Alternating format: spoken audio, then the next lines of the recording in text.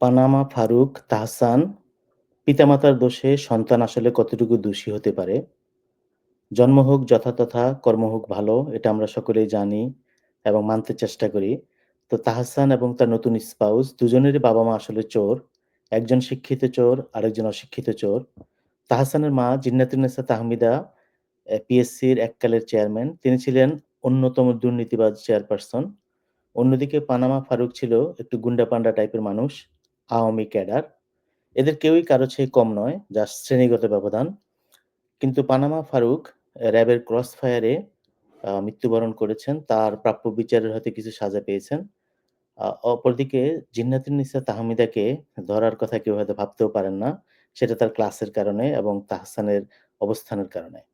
তাহসান দেশের উচ্চ মধ্যবিত্ত থেকে বড়লোক, ঢাকায় এলিট ক্লাসের রিপ্রেজেন্টেটিভ। ঢাকা বিশ্ববিদ্যালয়ের আইবিএ থেকে এমবিএ করে ঢাকার কালচার ইন্ডাস্ট্রিতে একে, একে প্রোডাকশন দিয়ে যাচ্ছেন।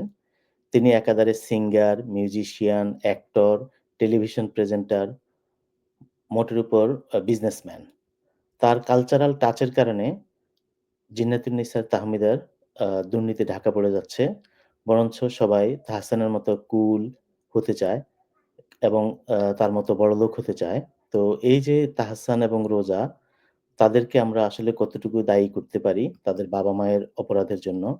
এবং আরেকটা হলো যে তাদের বাবা-মায়ের যে accumulated wealth সেটা কি তাদের জীবনে কোনো কাজে আসেনি? সেটার কি কোনো প্রভাব তাদের জীবনে নেই? তাহলে এই ক্ষেত্রে তাদেরকে কি পুরোপুরি আসলে আবার তাদের বাপ-মায়ের অরিজিন থেকে টোটালি খারিজ করা যায়? দেখা গেল যে তাহসান আজকে তাহসান হতো না, যদি না তার বাপ-মা ঐরকম না হতো এবং রোজাও দেখা গেল আজকে রোজা হতো না, যদি না তার বাবা পানামা ফারুক দুর্নীতি করে বা বিভিন্ন ধরনের সন্ত্রাসী চাঁদাবাজি করে বিপুল পরিমাণে অর্থ আত্মসাৎ না করত। তো এটা আসলে খুবই ট্রিকি বিষয়। কারণ একদিকে আমরা বলব যে আ পিতামাতার দোষে সন্তানকে যেন দোষী করা না হয়।